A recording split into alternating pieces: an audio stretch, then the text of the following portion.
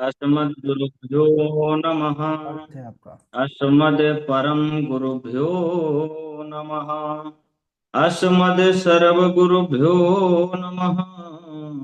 श्री राधा कृष्णाभ्यां नमः। श्रीमते रामानुजाय नमः। लंबोदरं परमसुन्दरमेकदन्तं पीताम्बरं त्रिनयनं परमं पवित्रम् ओद्याद्दिवाकरनिभोज्वलकान्तिकान्तं विघ्नेश्वरं सकलविघ्नहरं नमामि। शरीरं स्वरूपं ततो वा कलत्रं यशश्चारुचित्रं धनं मेरुतुल्यम् मनश्चैनलग्नं श्रीगुरुरङ्घ्रिपद्मैः ततः किं ततः किं ततः किं ततः किं नारायणं नमस्कृत्यं नरं चैव नरोत्तमं देवीं सरस्वतीं व्यासं ततो जयमुदीरयेत्। जयतु जयतु देवो देवकीनन्दनोऽयं जयतु जयतु कृष्णो वृष्णिवंश प्रदीपः। जयतु जयतु मेघश्यामलः कोमलाङ्गम् जयतु जयतु पृथ्वी भारनाशो मुकुन्दः। कृष्णत्वदीयपदपङ्कजपञ्जरान्ते अद्यैव मे विशतु मानसराजहंसः। प्राणप्रयाणसमये कफवातपित्तैः कण्ठावरोधनविधौ स्मरणं कुतस्ते।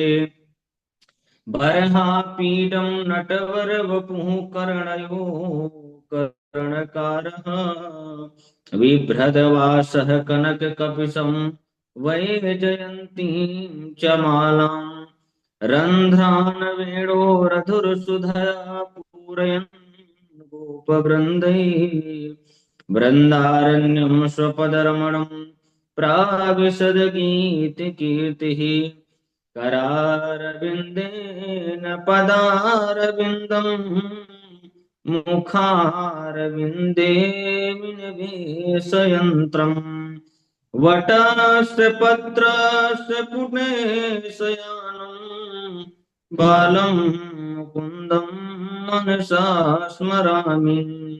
रामाय रामभद्राय रामचन्द्राय वेधसे रघुनाथाय नाथाय सीताया पतये नमः। अंजनानंदनं वीरं जानकी शोकनाशनं कपीशमक्षहन्तारं वन्दे लङ्काभयङ्करम्। मूकं करोति वाचाले पङ्गुं लङ्घयति गिरिं यत्कृपातमहं वन्दे परमानन्दमाधवम्। भक्त भक्त भगवंत गुरु चतुर्नाम वपु एक। इनके पद वंदन के नाशत विघ्न अनेक। नमामि भक्त वत्सलम कृपालु शील कोमलम भजामि ते पदाम्बुजम अकामिनां स्वधामदम्। अनंत कोटि ब्रह्मांड नायक अचिंत कल्याण गुणगण निधान सर्वेश्वर सर्वाधिपति अकारण करुणा वरुणालय अकारण करुणाकारक सकल जन कल्य शापहारक परात्पर परब्रह्म अनंत कोटि कंदर्प दर्प दलन पटियान निर्गुण निराकार सगुण साकार जगदैक बंधु करुणैक सिंधु सच्चिदानंद घन परमात्मा श्री कृष्ण एवं श्री राधा रानी जी के युगल चरण अरविंदों में दास का बारंबार प्रणाम। समुपस्थित भगवत भक्त भागवत कथा अनुरागी सज्जनों, भक्तिमयी मात्र शक्ति भगिनी बांधवों, सिया राम में सब जग जानी, करऊं प्रणाम जोर जुग पानी। भगवतः इदं स्वरूपम भागवतम, जो भगवान का स्वरूप है उसे भागवत कहते हैं। तीन तीनेयम वाङ्मयी मूर्ति प्रत्यक्ष कृष्ण एव ही। यह श्रीमद् भागवत भगवान श्री कृष्ण की प्रत्यक्ष शब्दमयी मूर्ति है। भगवतः प्रोक्तम भागवतम, भगवान ने जिसका उपदेश किया है उसे भागवत कहते हैं। भगवतः चरितम यस्मिन् तद भागवतम, जिसमें भगवान के परम पवित्र चरित्र का वर्णन किया है उसे भागवत कहते हैं। भगवत्याः श्री राधायाः गुप्त चरितम यस्मिन् तद भागवतम, जिसमें श्री राधा रानी के गुप्त चरित्र का वर्णन किया गया है उसे भागवत कहते हैं। भगवतो श्री राधा कृष्णयो इदं स्वरूपम भागवतम, जिसमें श्री राधा कृष्ण के पावन चरित्र का वर्णन किया गया है, जो राधा कृष्ण के युगल स्वरूप हैं उसे भागवत कहते हैं। भक्ति ज्ञान विरागाणां तत्त्वं यस्मिन् तद्भागवतम्, जिसमें भक्ति ज्ञान और वैराग्य के तत्व का वर्णन किया गया है उसे भागवत कहते हैं। भागवत में चार अक्षर हैं, भा, गा, वा और ता। भा भाष्यते सर्व वेदेषु, गा गीयते नारदादिभिः, वा वदन्ते त्रिषु लोकेषु, तातरन्ति भवसागरः, जिसमें समस्त देवता प्रकाशित होते हैं, जिसका मान नारद आदि ऋषि तीनों लोकों में करते हैं, और जो भव सागर से तारने वाली है उसे भागवत कहते हैं। भाकीर्तिवाचको शब्दः गकारः ज्ञानवाचकः, वकार वैराग्यदश्चैव, तकार संसृते तारकः। भागवत में जो भा अक्षर है वह कीर्ति को प्रदान करने वाला है, गा अक्षर ज्ञान देने वाला है, वा अक्षर वैराग्य देने वाला है, और ता संसार सागर से तारने वाला है। महात्म्य, महात्म ज्ञान पूर्वकम श्रद्धा भवती, महिमा के ज्ञान के पश्चात ही श्रद्धा उत्पन्न होती है। परम पूज्य गोस्वामी श्री तुलसीदास जी ने लिखा है, जाने बिनु ना होत परतीति, बिनु परितीति होत नहीं प्रीति। जब तक ज्ञान नहीं होता तब तक प्रेम उत्पन्न नहीं होता। अब मैं माखन चोरी लीला कथा का वर्णन करूंगा, कृपया सभी लोग ध्यान पूर्वक श्रवण करेंगे। एक बार एक गोपी ने कहा, मैया कन्हैया तो हमारे घर आता है और माखन की चोरी करता है। मैया ने कहा, गोपी कान्हा को तो अंधेरे से बहुत डर लगता है, तुम माखन अंधेरे में रख दिया करो। गोपी ने कहा, मैया हमने ऐसा भी करके देखा, परंतु आपने इसके हाथ में जो मणिमय कंगन पहना रखा है उससे प्रकाश हो जाता है और कन्हैया माखन की चोरी कर लेता है। मैया ने कहा, माखन को ऊपर रख दिया करो। गोपी ने कहा, मैया महर्षि पतंजलि ने पातंजल योग सूत्र की रचना की, महर्षि कपिल ने सांख्य योग की रचना की, परंतु तेरे लाला ने तो स्तेय योग की रचना की। स्तेय का अर्थ होता है चोरी करना। अनेक उपायों से वह माखन की चोरी कर लेता है। मैया ने कहा, गोपी, यदि ऐसी बात है तो तुम कन्हैया को पकड़ कर दिखाओ। गोपियों ने शपथ खाई कि अब मैं कन्हैया को अवश्य पकड़ कर लाऊंगी। एक गोपी अपनी खाट के नीचे माखन का मटका रख के सो गई। कन्हैया जी आए, माखन खाया, उसकी चोटी खाट में बांधी और जोर से उसके कान में आवाज लगाई। गोपी हवा जैसे ही गोपी डर के उठी, उसके हाथ उसके साथ खाट भी उठ गई। कन्हैया अंगूठा दिखाया और चलते बने। एक गोपी माखन का मटका रख के अंदर छुप गई। कन्हैया ने जैसे ही माखन चुराने के लिए प्रविष्ट हुए, गोपी ने उनका हाथ पकड़ लिया और रस्सी से बांधने लगी। वो नहीं समझ सकी कि वह परम ब्रह्म को बांधना चाह रही थी। वो नहीं समझ सकी कि वह परम ब्रह्म को बांधने जा रही थी। जब वह बांध ना सकी तो कन्हैया ने कहा, गोपी तो ये बांध्यो तो आए, ना देख मैं सिखाऊं कैसे बांध्यो जाए। गोपी ने कहा, ठीक है कन्हैया, सिखा दे। कन्हैया ने रस्सी ली और बांधते हुए कहा, देख गोपी, ये पहली गठान। गोपी ने कहा, हाँ कन्हैया, एक गठान। कन्हैया ने कहा, यह दूसरी गठान और यह ब्रह्म गठान। गोपी ने कहा, कन्हैया, अब मैं बांधना सीख लिया हूं, तुम मुझे छोड़ दो। कन्हैया ने कहा, गोपी, जिसे हम एक बार बांधते हैं तो उसे दोबारा नहीं छोड़ते। अंगूठा दिखाया और चलते बने। एक गोपी कन्हैया को पकड़ने के लिए माखन का मटका लेके बैठी हुई थी। उसकी सास जमुना जी से पानी लेने गई थी। कन्हैया दौड़े दौड़े आए और कहा, अजी गोपी, तू यहाँ बैठी है? वहां जमुना जी में तेरी सास को पैर फिसल गयो है। जल्दी जा, बस ऊपर ही पहुंचने वाली है। गोपी दौड़ी दौड़ी सास के पास आई। यहाँ कन्हैया ने पीछे से माखन खाया, ग्वाल बालों को खिलाया और बचा हुआ माखन आंगन में लेपन कर दिया, यानी लीप दिया।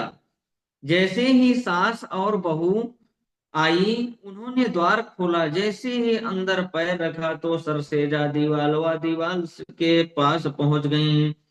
जैसे ही उन्होंने खड़े होने का प्रयास किया, धड़ाम से गिर जाती थी। जैसे जैसे सरकते सरकते द्वार के बाहर आई, एक गोपी माखन के मटके को ऊपर बांध उसमें घंटियों को लटका कर एक अंत में छिप गई। कन्हैया को जब यह मालूम हुआ कि गोपी ने पकड़ने की भारी तैयारी कर रखी है, तो ग्वाल बालों को साथ ले गोपी के घर पहुंच गए। घंटी की प्रार्थना की, देख घंटी, बजियो मत। घेरा बनाकर ग्वाल बाल खड़े हो गए। कन्हैया धीरे से ग्वाल बालों के ऊपर से मटके के पास पहुंच गए। सभी ग्वाल बालों को माखन खिलाया और जैसे ही स्वयं माखन खाने लगे तो घंटी टन टन बजने लगी। सभी ग्वाल बाल भाग गए। कन्हैया मटकी में लटके रहे। गोपी ने आकर कन्हैया को नीचे उतारा। कन्हैया ने घंटी से कहा, तू काहे को बज गई?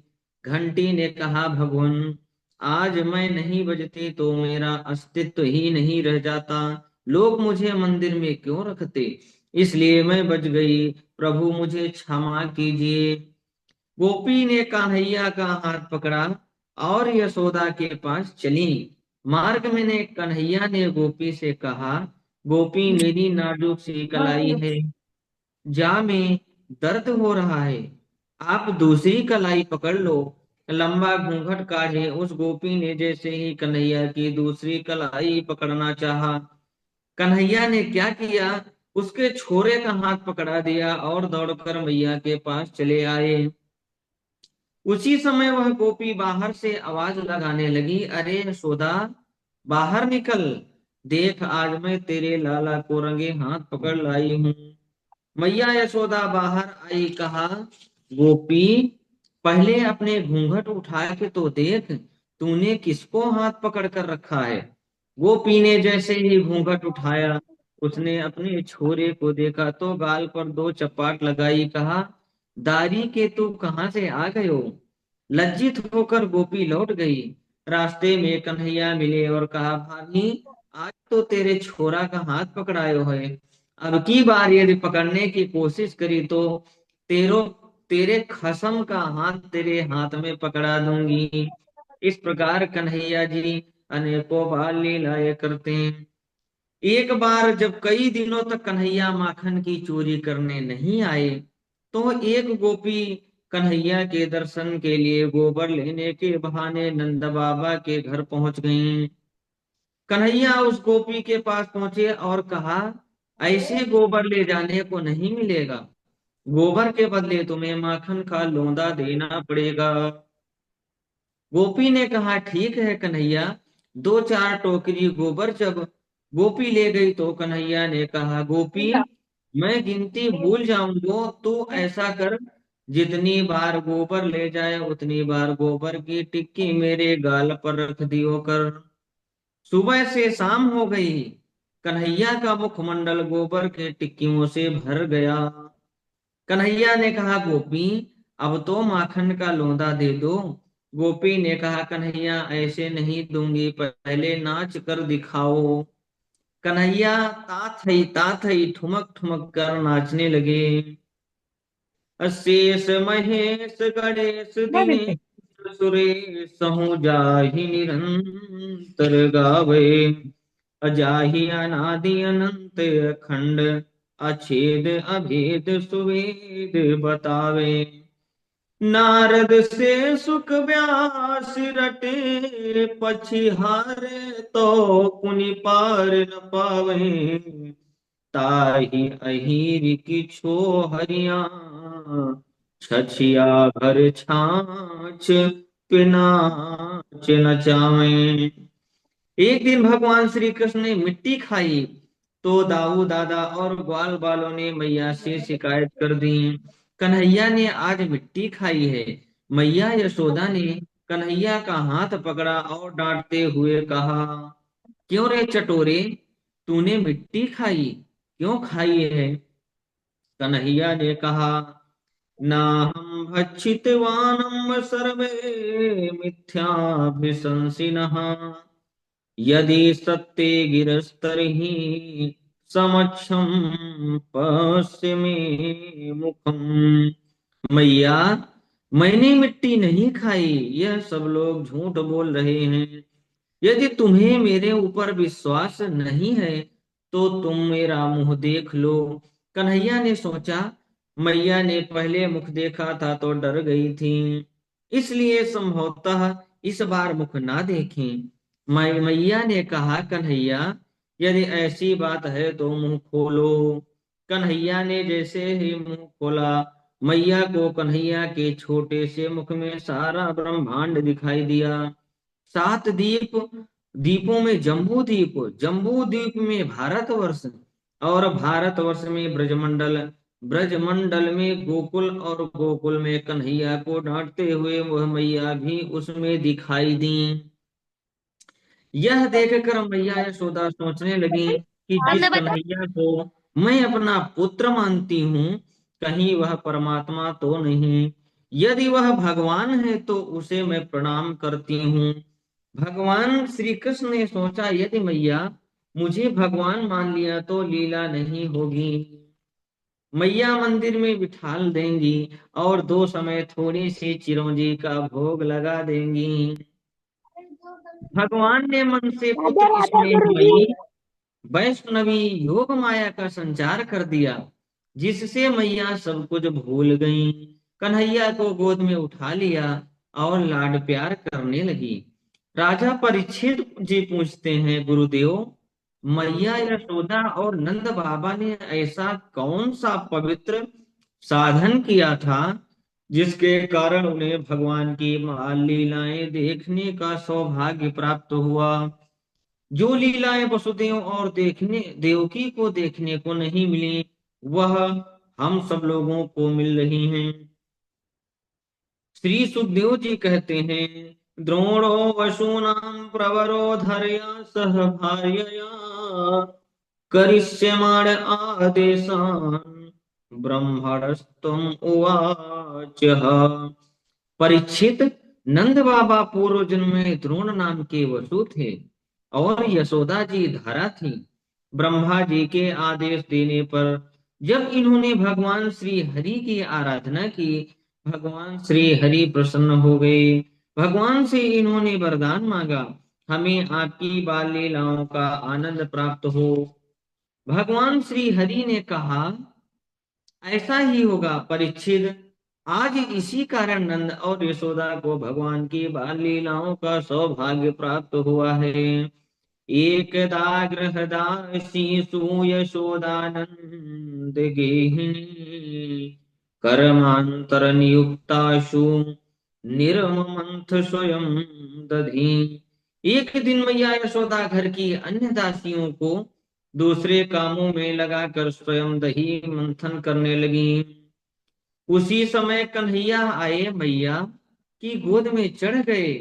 मैया ने दधी मंथन बंद कर दिया, कन्हैया को दूध पिलाने लगी। इसी समय मैया की दृष्टि आग में चढ़े हुए परोगंधा गाय के दूध पर पड़ी, जो उफन कर अग्नि में गिर रहा था। मैया ने जैसे ही देखा, अतृप्त अवस्था में कन्हैया को छोड़ दूध उतारने के लिए दौड़ी। यह देख कन्हैया को क्रोध आ गया। उन्होंने एक पत्थर उठाया और दही के मटके को फोड़ दिया और बाहर आकर उल्टे उखल के ऊपर आकर बैठकर स्वयं बासी मक्खन खाने लगे। और जब मैया दूध उतार के आई और उन्होंने कई पीढ़ियों दादा बाबा के जमाने का मटके को फूटा हुआ देखा और कन्हैया को बाहर उल्टे उखल के ऊपर बासी मक्खन खाते हुए देखा, तो मैया को क्रोध आ गया। उन्होंने छड़ी उठाई और कन्हैया को पकड़ने के लिए दौड़ी। कन्हैया उखल से कूद कर भागे, आगे आगे कन्हैया पीछे पीछे यशोदा मैया। मैया थक गई, पसीने से बिल्कुल लथपथ हो गई। तो कृपया शीत स्वाबंधने कन्हैया स्वतः मैया के हाथों में पकड़ आ गए। मैया ने सोचा कन्हैया बहुत डर गया है, कहीं भाग ना जाए, इसलिए छड़ी फेंक दी और कन्हैया को उखल से बांधने का प्रयास करने लगी। जैसे भी, यानी जो भी रस्सी से बांधती, वह 2 अंगुल छोटी पड़ जाती। मैया जी आश्चर्य में पड़ गई। जब मैया थक गई तो कृपा पूर्वक भगवान श्री कृष्ण स्वतः बंध गए। मैया जब घर के दूसरे कामों में लग गई तो कन्हैया की दृष्टि सामने खड़े हुए 2 यमलार्जुन के वृक्षों पर पड़ गई, जो कि पूर्व जन्म में कुबेर के लड़के नल कुबेर और मणिग्रीव थे। एक दिन यह मदिरा के नशे में इतना मदोन्मत्त हो गए कि वह मंदाकिनी नदी में अप्सराओं के साथ जल क्रीड़ा कर रहे थे। उसी समय देवर्षि नारद वहां से निकलकर, अप्सराओं ने देवर्षि नारद को देखा तो वस्त्र पहन लिए, परंतु यह दोनों उसी प्रकार जल में क्रीड़ा कर रहे थे। यह दोनों कौन, यानी नल कुबेर और मणिग्रीव, जिससे देवर्षि नारद जी को बहुत क्रोध आ गया। देवर्षि नारद ने कहा, तुम वृक्ष के समान खड़े हो जाओ, वृक्ष बन जाओ, वृक्ष हो जाओ। जब इन्होंने अनुनय विनय किया तो देवर्षि नारद ने कहा, द्वापर में भगवान श्री कृष्ण तुम्हारे उद्धार के लिए आएंगे। आज भगवान श्री कृष्ण ने उन दोनों व्यक्तियों को देखा तो धीरे धीरे उखल को घसीटते हुए इन वृक्षों के पास पहुंच गए। स्वयं 2 वृक्षों के बीच से निकल गए, परंतु उखल तिरछा होकर फंस गया वृक्षों में। कन्हैया ने थोड़ा सा जोर लगाया, जिससे वृक्ष उखड़ कर जमीन पर गिर गए। उनमें से 2 दिव्य पुरुष प्रकट हुए। उन्होंने हाथ जोड़कर भगवान की स्तुति की। वाणी गुणानुकथने श्रवणौ कथायाम् हस्तौ च कर्मसु मनस्तव पादयोर्नः स्मृत्यां शिरस्तव निवास जगत् प्रणामे दृष्टि सतां दर्शनेस्तु भवत् नूनाम्। प्रभु, हमारी वाणी निरंतर आपके गुणों का वर्णन करती रहे, कानों में हम सदा आपकी ही कथा का श्रवण करते रहें, हाथ आपकी सेवा में निरंतर लगे रहें, मन आपके चरण कमलों का स्मरण करता रहे, सिर आपके सामने झुका रहे, आंखों से हम संतों का दर्शन करते रहें। इस प्रकार स्तुति करके नलकुबेर और मणिग्रीव ने भगवान के चरणों में प्रणाम किया, उनकी परिक्रमा की और अपने लोक को चले गए। यहाँ ब्रजवासियों ने जैसे ही वृक्ष के गिरने की आवाज सुनी तो दौड़े दौड़े नंद बाबा के घर आए, और नंद बाबा ने कन्हैया को उखल से खोला। पूछा, कन्हैया तुझे कौन बांध दिया था? कन्हैया ने कहा, मैया ने बांध दिया था। नंद बाबा ने कहा, कन्हैया अब मैया के पास मत जाइयो। कन्हैया ने कहा, ठीक है बाबा, मैं मैया के पास नहीं जाऊंगा। एक गोपी ने पूछा, कन्हैया जब मैया के पास नहीं जाओगे तो तुम्हें दूध किसका पियोगे? तो कन्हैया ने कहा, गैया मैया को पीऊंगो। सारा दिन कन्हैया नंद बाबा के पास रहे। रात्रि में जब बाबा के पास सोए तो कन्हैया को नींद नहीं आई, और वह मैया को नींद ना आए। बाबा ने पूछा, कन्हैया क्या हुआ? कन्हैया ने कहा, बाबा मोए मैया की याद आ रही है। कन्हैया मैया के पास उठकर आए। मैया कन्हैया को देखा, हृदय से लगा लिया। कहा, कन्हैया तुम छोड़कर कभी मत जाइयो। कन्हैया ने कहा, हाँ मैया तो को छोड़कर कभी ना जाऊंगो। परीक्षित एक दिन एक फल वाली फल बेचने आई। सुबह से शाम हो गई, परंतु किसी ने उसके फल को नहीं खरीदा। कन्हैया को बहुत दया आई। कन्हैया ने कहा, मैया इसमें से कुछ फल हमें भी मिलेंगे क्या? फल वाली ने कहा कि छोटी सी अंजलि को भरो, फलों से भर दिया। कन्हैया के कन्हैया घर के अंदर आए, अपनी छोटी सी अंजलि में अनाज ले आए और फल की टोकरी में डाल दिए। जब फल वाली अपने घर लौट कर आई तो उसने देखा उसकी टोकरी रत्नों से भरी हुई थी, वह गदगद हो उठी। गोकुल में जब अनेकों प्रकार के उत्पात होने लगे तब गोपों में वयोवृद्ध उपनंद नाम के गोप ने ब्रजवासियों से कहा, यदि आप सभी कन्हैया ग्वाल बालों और गायों का हित चाहते हो तो हमें अब यहाँ से अन्यत्र जाना चाहिए। एक गोप ने कहा, गोकुल को छोड़कर हम कहाँ जाएंगे? तब उपनंद ने कहा, वनम वृंदावनम नाम पशव्यम नवकाननम गोप गोपी गवाम सेव्यम पुण्याद्रि तृण विरुधम। एक वृंदावन नाम का बड़ा ही पवित्र वन है, जो गोप गोपी और गायों के लिए अत्यंत सेवनीय है। वहां पवित्र यमुना जी की नदी है और अनेकों उपवन हैं। उपनंद ने जब इस प्रकार कहा, सभी गोपों ने उनका अनुमोदन किया और छकड़ों के समान रख वृंदावन की यात्रा की। वृंदावन की महिमा का वर्णन करते हुए श्री प्रबोधानंद सरस्वती जी अपने वृंदावन महिमामृतम नाम के ग्रंथ में कहते हैं, भ्राता भ्रात भ्रातस्तिष्ठ तले तले विटपि नाम ग्रामे सुभिक्षा मठ स्वच्छंदम पिबयामुनां जलमलं चिराणि कन्थां कुरु सम्मानं कलयाति घोरगरलं नीचापमानं सुधा। श्री राधा मुरली धरौ भज सखे वृंदावनम मात्यजम वृंदावनम मात्यजम। भैया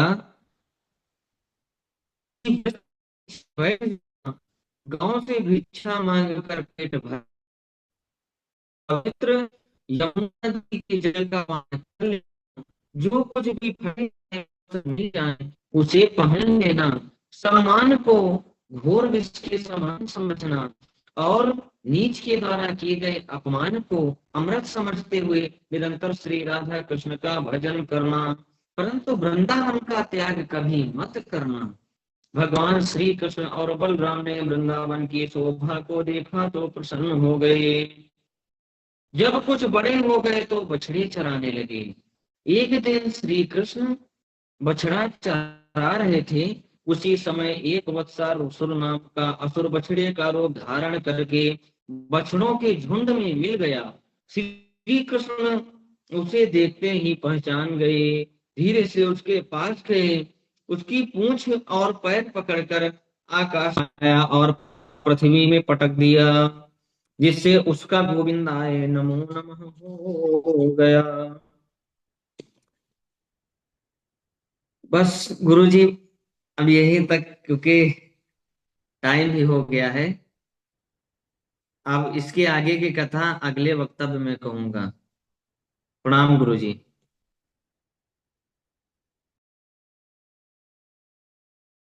सुंदर, बहुत बढ़िया है नीरज जी। बहुत अच्छा अभ्यास आपका, और बहुत बढ़िया स्वर भी है। माँ शारदा की बड़ी कृपा है आपके ऊपर, ठाकुर जी की कृपा हमेशा बनी रहे। और बस इसी प्रकार खूब मेहनत करिए। आपकी जब भी कथा होगी, बहुत लोग लाभान्वित होंगे इससे। आपकी मधुर वाणी को सब सुनना चाहेंगे। धन्यवाद गुरुजी, प्रणाम। बहुत सुंदर नीरज जी, बहुत सुंदर कथा। इसी प्रकार आगे प्रयास करते रहिए, बहुत सुंदर कथा होगी। जय श्री राधे, जय श्री राधे।